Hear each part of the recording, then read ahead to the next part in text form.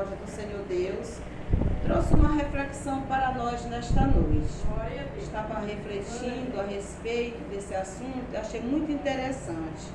E eu faço minhas palavras do pastor Rosivaldo, quando ele costuma dizer que lê a Bíblia para a sua sobrevivência. E além de ler, eu digo mais que além de lermos para a nossa sobrevivência, temos também, quando eu leio, eu sempre leio para mim. Tenho aquele hábito de às vezes eu estar lendo, velhinha, e costumo dizer assim: olha, te segura, negona, pisa na linha direita. Eu tenho essa mania de, porque o Senhor está falando contigo. Sempre eu tenho esse hábito de falar como se fosse falando comigo mesmo. Porque é assim, irmãos, que eu entendo que nós temos que ler a Bíblia, não é? E esta reflexão baseia-se no livro de Lucas, capítulo 15, versículo 8, que vai nos falar a respeito da parábola da dracma perdida. É um texto muito conhecido entre nós evangélicos. Muitos, os que não o conhecem, só se for novo na fé, não é verdade? Mas não sendo novo na fé, conhece muito esta parábola citada pelo próprio Jesus. É uma parábola que nos remete, nos traz uma reflexão de como está a nossa vida, como nós estamos nos posicionando diante do nosso Deus. Esta parábola foi citada pelo próprio Jesus. Ele citou esta parábola, a parábola da dracma perdida. E ele diz assim, em Lucas capítulo 15, versículo 8: ou qual é a mulher que, tendo 10 dracmas, se perder uma, não acende a candeia? Olha, primeiro acende a candeia, varre a casa e a procura diligentemente até encontrá-la. E tendo achado, reúne as amigas e vizinhas, dizendo: alegrai-vos comigo, porque acabei de achar a dracma que eu tinha perdido. Eu vos afirmo que de igual modo há júbilo diante dos anjos de Deus por um pecador que se arrepende. Esta parábola Jesus citou nos contextos, no sentido de haver festa no céu quando um pecador se arrepende a Cristo, se converte a Cristo. Mas vamos deixar essa parte aqui e vamos ter um olhar mais crítico com relação a esta parábola, no sentido de que o que esta mulher fez, o que esta dracma representava na vida daquela mulher e o que ela fez para reencontrá-la novamente. A dracma, irmãos, segundo os historiadores, fazia parte de um ornamento que as mulheres judias usavam. Toda mulher judia casada tinha por dever e obrigação de usar, eu creio que era como se fosse uma tiara divina. Talvez fosse no formato de uma tiara, eu não sei dizer bem. Uma coisa é fato, fazia parte, as dracmas eram de moedas de prata, valiosíssimas, e servia de ornamento para a cabeça das mulheres casadas. É como se fosse um diferencial. A mulher que fosse comprometida na cultura judaica naquela época, usaria de imediato aquela dracma, aquele ornamento, para se caracterizar como comprometida. E a mulher, esta mulher aqui, não diz o nome dela, o texto não se refere, não faz menção do nome dela, ou seja, quando os textos bíblicos não faz menção dos nomes, é porque o nome não tinha muita importância. A relevância aqui é a moral da parábola que Jesus citou. Falou para a igreja do seu contexto, para os discípulos, para os seus ouvintes daquele tempo, daquela época. Jesus cita este exemplo, usa a mulher e a figura de uma dracma. Ele diz assim, que, ora, se uma mulher não vir perder a dracma, não vai procurar? Ora, do mesmo jeito é o vosso Pai Celestial que se alegra pelo pecador que se arrepende. A mulher recebia a proposta de casamento e de imediato usaria aquele ornamento como se fosse, eu posso afirmar, se não estiver enganada, como se fosse um anel hoje nos nossos dias. Uma aliança, nós usamos a aliança para dizer que somos casadas, somos comprometidas. Homem nenhum que tem caráter, tem coragem de se referir a uma mulher casada com proposta de namoro ou de casamento. A não ser que seja sem caráter. Porque tendo caráter não procura uma mulher comprometida que usa aliança, não é verdade, irmãos? Pois assim também eram as mulheres judias daquela época do tempo de Jesus. A dracma representava muito para as mulheres comprometidas. E um dia, talvez, eu não vou dizer que descuido, isso acontece, pode acontecer hoje, nos nossos dias, às vezes, até os nossos filhos, se a gente não tiver muito cuidado, estamos na rua, nas compras, e às vezes soltamos as mãos deles, e no piscar de olho, em criança, foge da gente, não é? Então a gente não vai dizer que é falta de cuidado, é falta de atenção. Aquela mulher perdeu uma dracma. Quando ela percebeu que estava sem a dracma, quando ela percebeu que faltava algo em cima dela, ela ficou preocupada. E olha só o que ela fez. A estratégia que ela usou para poder encontrar a dracma. Primeira coisa, irmãos, ela acendeu a luz. Aqui diz que ela acendeu a luz. E uma reflexão que eu fiz para mim, introspectiva, eu perguntei para mim mesma, Domingas, como está a luz, a chama do Espírito Santo na tua vida? Esta chama continua acesa? Nesses 3 dias de festa que tivemos agora, e um dos dias o pastor, irmã Cessa, ele disse que Sansão nem percebeu, não tinha ainda entendido que o Espírito Santo tinha se retirado da vida dele.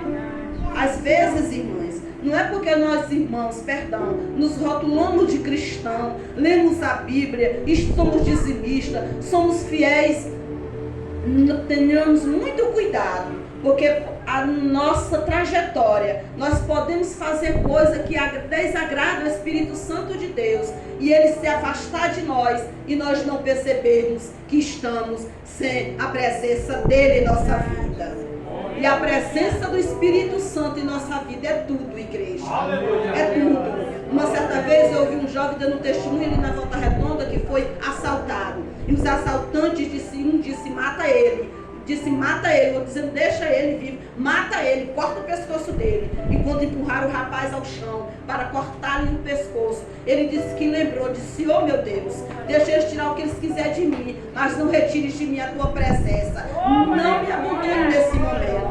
É porque a presença do Espírito Santo, igreja, é tudo na nossa vida. É ela que faz a diferença na nossa vida.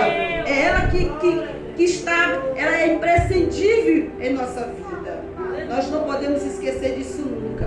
Aquela mulher se preocupou. Vamos acender a lamparina. Provavelmente, diz os grandes historiadores, os teólogos, que a casa da mulher ficava em uma região, a casa não tinha muitas janelas, provavelmente nenhuma janela, era uma casa escura. Então, hoje mesmo, os engenheiros, eles não assinam planta de casa se não tiver janela. Tem que ter alguma brecha, um jardim inverno, seja o que for, para eles poderem assinar. Segundo eles, não pode assinar, é um crime, foge vamos dizer assim, o código de ética deles, porque não pode assinar, porque a casa tem que ter portas e janelas para entrar vento, entrar o ar melhor. E a casa daquela mulher não tinha, provavelmente. Se tivesse, talvez uma. Era uma casa escura e baixa. Quando a mulher percebe que estava sem a dracma, para poder encontrá-la novamente, trazer das suas mãos novamente, a mulher teve que acender a lamparina. Esse texto que fala de acender a lamparina, o Senhor Deus fez eu entender. Domingas, sem a chama do Espírito Santo acesa na tua vida, tu não dá um passo sem mim. Lembra de Moisés, quando Moisés disse, Senhor, estava um pouco, não posso dizer um pouco, mas muito irritado com o comportamento de Israel. Israel vivia por vista, mas transgredia com muita frequência os estatutos estabelecidos por ele, Deus. E Deus, zangado com o povo, disse: eu mandarei o anjo adiante de vocês. Vai na frente o meu anjo, mas eu não vou com vocês. Moisés, ao ouvir estas palavras do próprio Deus, creio que ele caiu de rosto no pó e disse: se a tua presença não fores conosco, de forma alguma não nos faça sair daqui.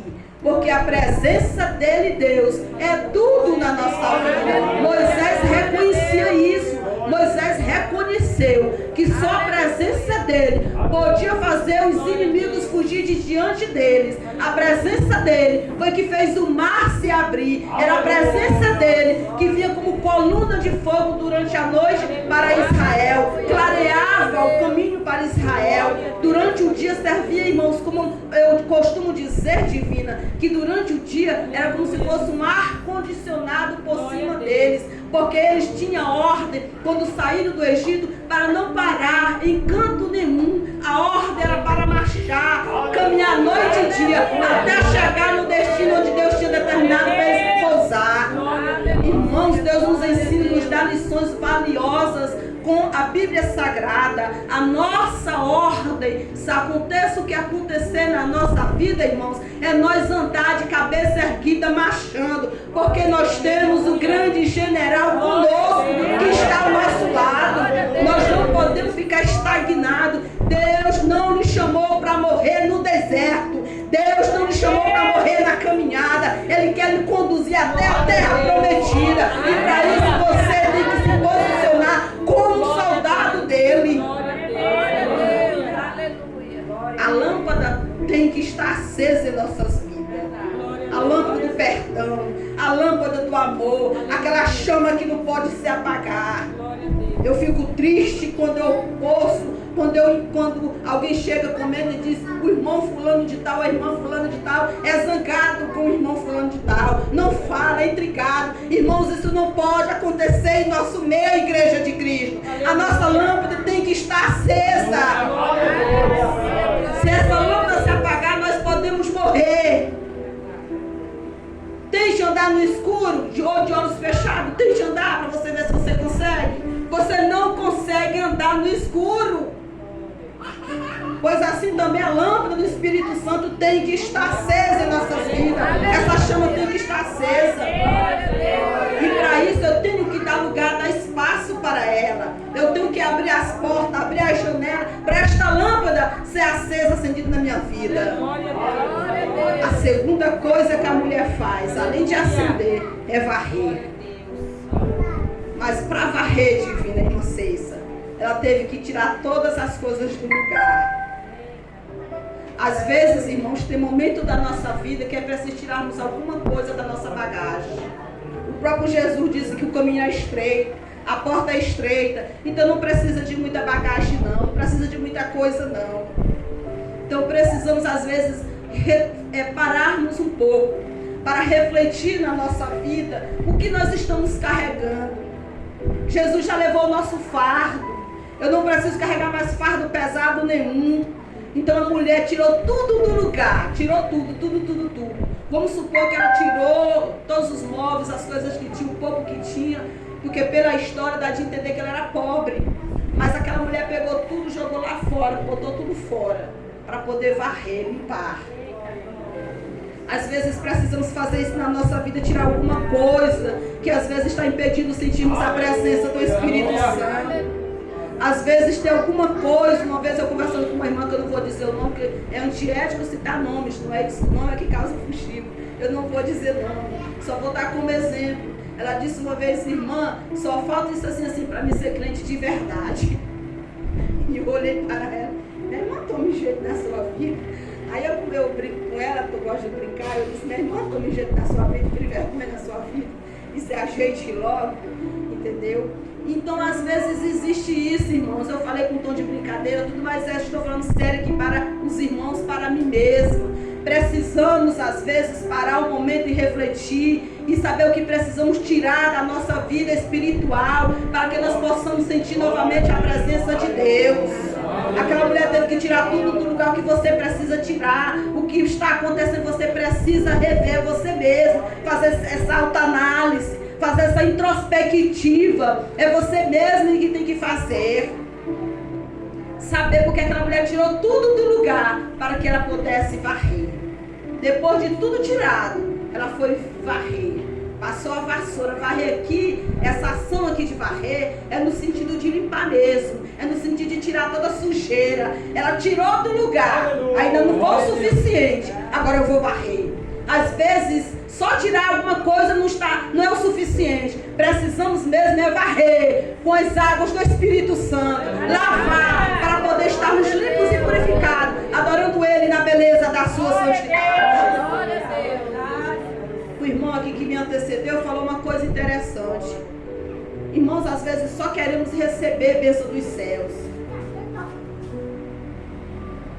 Às vezes só queremos receber. Às vezes qualquer coisa que dá errado na nossa vida, nós às vezes questionamos, queremos questionar com Deus, queremos perguntar para Deus o que está acontecendo, queremos reclamar como se tivéssemos direito de alguma coisa. Entendam, mas às vezes a necessidade de nós é parar e refletir o que está acontecendo é conosco. Aonde foi que eu errei? Aonde foi que eu deixei de fazer para com o meu Deus? Porque é isso que Deus quer de nós. Não que nós sejamos aquelas pessoas ingratas, mas pelo contrário, gratas, agradecidas a Ele. O próprio Paulo aconselha os irmãos dizendo: oração de súplica, intercessória e a de agradecimento também. Temos que entender isso, agradecer, sermos gratos a Deus por todos os benefícios que Ele tem nos concedido. A Bíblia diz que toda bondade vem do Pai das luzes, onde não há mudança nem sombra de variação. Então vem dele, toda bondade vem dele. E se acontece alguma coisa de ruim na nossa vida, não quer dizer que nós estamos em pecado ou porque Deus é mau. Não! É uma forma de, às vezes, Ele nos trazer mais para próximo dele, irmã Cessa. Eu aprendi uma certa vez, eu conversando agora há poucos dias com uma determinada profissional, e ela falou algumas coisas, eu disse para ela: doutor, eu aprendi uma coisa na vida. Entre tantas coisas que eu aprendi, vou dizer essa numa dessas aqui, uma delas. Eu aprendi a tirar proveito das coisas ruins e negativas que acontecem na minha vida. Ela olhou para mim: sim, eu te aprendi a tirar proveito até das coisas ruins que acontecem na minha vida. E quando você faz isso, você é mais agradecida a Ele, Deus. Quando isso acontece, você é agradecida a Ele, Deus. Então agradeça, até pelos momentos difíceis que você passa. Seja grata a Ele, Deus, porque Ele quer nos ensinar alguma coisa. Ele está nos moldando, irmãos. Ele está trabalhando conosco. Pode ter certeza disso. Aquela mulher teve a vitória, alcançou, conseguiu nas mãos dela a dracma que era muito preciosa para ela. Ia ser desonroso para aquela mulher perder uma dracma. Isso mostrava desleixo, isso mostrava uma mulher descuidada. E ela não queria passar diante da sociedade como uma mulher descuidada. Para isso ela procurou de imediato aonde estava aquela dracma. Então às vezes precisamos entender isso. Precisamos reencontrar algo, precisamos correr atrás de algo. E a coisa mais importante que precisamos ter na nossa vida é a presença do Espírito Santo de Deus. Glória a Deus. Aconteça o que acontecer, essa presença não pode se afastar de nós. Porque no momento que ela se afasta, nós estamos fadados ao fracasso. Eu me reporto novamente à história de Sansão. Você foi escolhido por Deus. Deus lhe chamou, irmãos. Eu já disse e repito, não para ficar estagnado no meio do caminho, mas Ele lhe prometeu o céu de glória. E é para lá que Ele quer lhe conduzir. Do mesmo jeitinho que Ele já atuou na vida de Sansão, Ele quer também trabalhar conosco, com a sua igreja. Sansão foi separado por Deus. Sansão foi separado como nazireu de Deus. Mas também para ele permanecer o Espírito Santo sobre a vida dele. Sansão tinha que cumprir também com os estatutos do nazireado. E Sansão não obedeceu. Cuidado com, às vezes, as armadilhas de Satanás. Satanás foi tão astuto, irmã Ceissa, que pegou o mel, quando Sansão ele permitiu a abelhazinha fazer o mel, produzir o mel. Aonde? Na caveira. Parece um paradoxo, mel e caveira. Onde é que já se viu coisa boa com coisa ruim junto? Pois ali na história de Sansão, Deus fez eu entender que ele estava lá o melzinho, que ele colocou lá, a fim de Sansão chegar e tocar na caveira.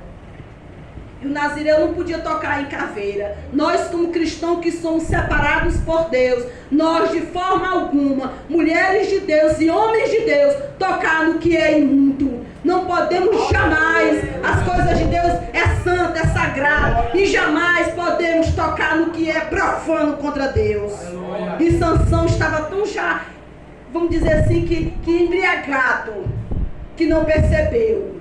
Eu acredito, divino, que já era o Espírito Santo que estava se afastando dele. Quando ele se deita com Dalila, o Espírito Santo já se afastou dele. E aí estava tão já cego, embriagado, que não percebeu a caveira estava ali, que era um laço satânico. Então que a chama do Espírito Santo, que a candeia, a luz esteja acesa dentro de nós, para que nada e nem ninguém venha nos enganar e nos levar a pecar contra o nosso Deus.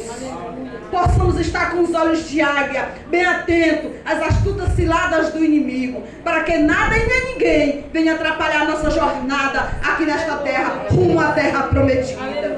Porque, irmãos, nada vai nos adiantar. Eu costumo dizer para a mocidade ali na Volta Redonda, nada vai nos adiantar de estar ensinando vocês, nada vai me adiantar de estar aqui ensinando vocês. Tem dia que as aulas é uma verdadeira maravilha, Vera. A gente sente a presença de Deus, se controla para não falar em mistério diante dos alunos.